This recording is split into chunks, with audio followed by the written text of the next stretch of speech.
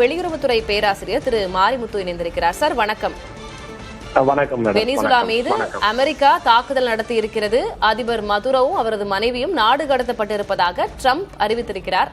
அடுத்தது என்னன்னு பாக்குறீங்க? இதனுடைய பின்னணி குறித்து விளக்குங்க சார். இந்த கைது நடவடிக்கை ஏற்கனவே அமெரிக்கா மிக நீண்ட காண்டமாவே ஒரு தயார் நிலையில தான் இருக்குது. குறிப்பா ட்ரம்ப்புடைய நிர்வாகம் இந்த மாதிரியான ஒரு சூழ்நிலை எதிர்காலத்துல ஏற்படும். அந்த சூழ்நிலையின் போது இந்த வெனிசுலா அதிபர் யாரா இருந்தாலுமே பரவாயில்ல, குறிப்பா மதுரோ அந்த சிச்சுவேஷன்ல இருக்கிறனால அவர் கைது பண்ணுங்கிற ஒரு முடிவுங்கிறது ஒரு நீண்ட காலமா எடுக்கப்பட்ட ஒரு அரசியல் முடிவு தான். அது மாதிரி அவர் வெளிப்படையாவே அவங்க சொல்றாங்க, தன்னுடைய குறிக்கோள் இந்த வெனிசுலாவுடைய இந்த எண்ணெய் வளத்தை எப்படி மத்திய கிழக்கு நாடுகள் அமெரிக்கா ஒரு எந்த விதமான கேள்விகள் இல்லாமல் அங்க அவங்க பயன்படுத்துறார்களோ அது போன்று இந்த வெனிசுலாவையும் தன்னுடைய ஒரு பிராந்திய ஒரு நட்பு நாடாக்கி அதன் மூலமா அவங்களுடைய அந்த எண்ணெய் வளங்களை அமெரிக்கா வளர்ச்சிக்கு பயன்படுத்துறதுங்கிறது அவங்களுடைய நேரடியான ஒரு நோக்கமே, இந்த மறைமுக நோக்கமே கிடையாது. அது அவங்க தெளிவாகவும் வெளிப்படையாகவும் சொல்றாங்க. ஏன்னா வெனிசுலா தான் உலகத்துல அதிகமான ஒரு எரிபொருள் கொண்ட ஒரு நாடு, ஈர்ப்பு கொண்ட ஒரு நாடு. அந்த ஒரு நோக்கம் தான், அதை தவிர்த்து வேற எதுவும் கிடையாது. இந்த சிச்சுவேஷன் ஒரு அதிபரை நாடு கடத்திருக்காங்க, அதுதான் ஒரு டிப்ளமேட்டிக் இஷ்யூ ஆக போகுது. அந்த இஷ்யூ எப்படி அமெரிக்கா வேர்ல்டு லெவலில் ஹேண்டில் பண்ண போறாங்க. இன்டர்நேஷனல் போரத்துல யூஎன்லயோ சரி வரி மற்ற இன்டர்நேஷனல் கோர்ட்லயோ ஏதாவது அவங்களுக்கு எதிராக கேஸ் ஃபைல் பண்ணுவாங்க, அது எப்படி அமெரிக்கா எதிர்கொள்ள போகுது அப்படிங்கறதான் இதனுடைய ராஜதந்திரமான ஒரு பிரச்சனையா மாறும்.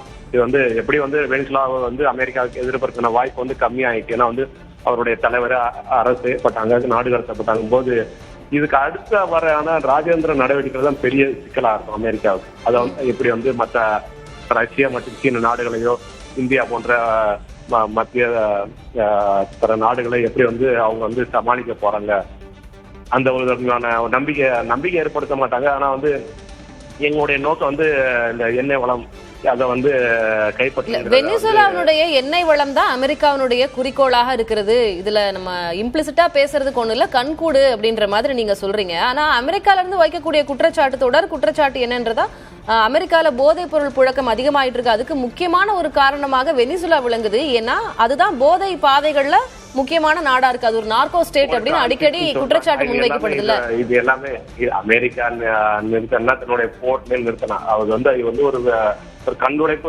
குற்றச்சாட்டு தான். தன்னுடைய அந்த படையெடுப்புக்கான ஒரு ஆதரவான ஒரு இது எப்படி ஈராக்ல மாஸ் வார் இருக்குன்னு சொன்னாங்க, மாதிரிதான் ரசாயன ஆயுதங்கள் இருக்குன்னு சொன்னாங்களோ அதே மாதிரியான ஒரு குற்றச்சாட்டு. கடைசி பாத்தீங்கன்னா அமெரிக்க அதிபரே நாங்க ஒரு யூகத்தின் அடிப்படையில் தான் படையெடுத்தோம் அப்படின்னு. இது ஒரு கிட்டத்தட்ட ஒரு அதே ஒரே மோட மெத்தடு தான்.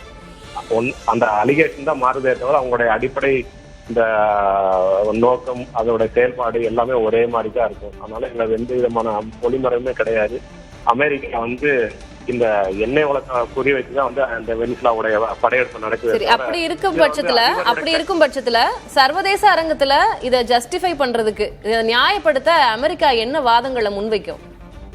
அமெரிக்கா அது ஒரு டிப்ளமேட்டிக் பார்கெனிங் தான் பண்ணுவாங்க. ரஷ்யாவோ சைனாவோ அவங்க உய்கூர்லயோ இல்லாட்டா உக்ரைன்லயோ நாங்க உங்களுக்கு காம்ப்ரமைஸ் பண்றோம், நீங்க எங்களை இது பண்ணுங்க அப்படின்னா இது பண்ணுவாங்க. எண்ட் ஆஃப் டே அமெரிக்கா ரஷ்யாவுடைய ஸ்டோர் எப்படியோ இல்ல சைனாவுடைய டெரிட்டரியிலே தலையிடாம இருப்போம் அப்படிங்கிற ஒரு வாக்குறுதியை மட்டும் வாங்கிட்டு இப்போதைக்கு வெனிசுலாங்க இன்னும் ஒரு 10 வருடத்துக்கு தேவையான எண்ணெய் இருப்பு அங்க இருக்குது. அமெரிக்காவுக்கு தேவையான எண்ணெய் இருப்பு அவங்களுக்கு வேண்டிய அளவுக்கு அங்க இருப்பு இருக்கனால அதை குறி நோக்கி தான் குறி வைத்துதான் அந்த கைது படலம், இது படையெடுப்பு எல்லாமே.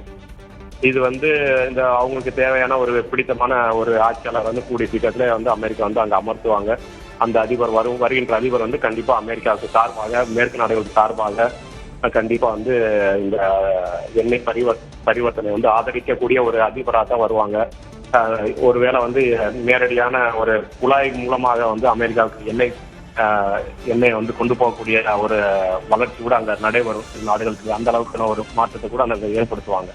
ஸோ இது முழுக்க ஒரு பொருளாதார அடிப்படையான கொண்ட ஒரு படையெடுப்பு தான். இது சாதாரண ஒரு பொருளாதார அரசியல் படையெடுப்போ இல்லாட்டா ஒரு ராணுவ படையெடுப்போ இல்லாட்டா ஒரு தீவிரவாத படையெடுப்போ கிடையாது. பொருளாதாரத்தை அடிப்படையாக கொண்ட அமெரிக்கா மத்திய கிழக்கு நாடுகள்ல எண்ணெய் வளம் குறைஞ்சிட்டு வருது. அதே மாதிரி அமெரிக்காவுக்கு எதிரான எண்ணமும் அதிகமாகிட்டு வருது. ஸோ இங்க பாத்தீங்கன்னா ஒரே ஒரு தலைவர் வந்து அங்க வந்து கைது பண்ணவோ இல்லாட்டா வந்து நாடு கடத்தவோ செஞ்சுட்டாங்கன்னா மொத்த நாட்டுடைய எண்ணெய் உலகத்துல அதிகமான எண்ணெய் இருக்கு அந்த வெனிசுலாவுடைய அந்த இயற்கை வந்து இவங்களுடைய கையில வந்து கிட்டத்தட்ட அடுத்த 10-12 ஆண்டுகளுக்கு எந்த விதமான தடையின்றி அவங்களுடைய பயன்பாட்டுக்கு கிடைக்கும்.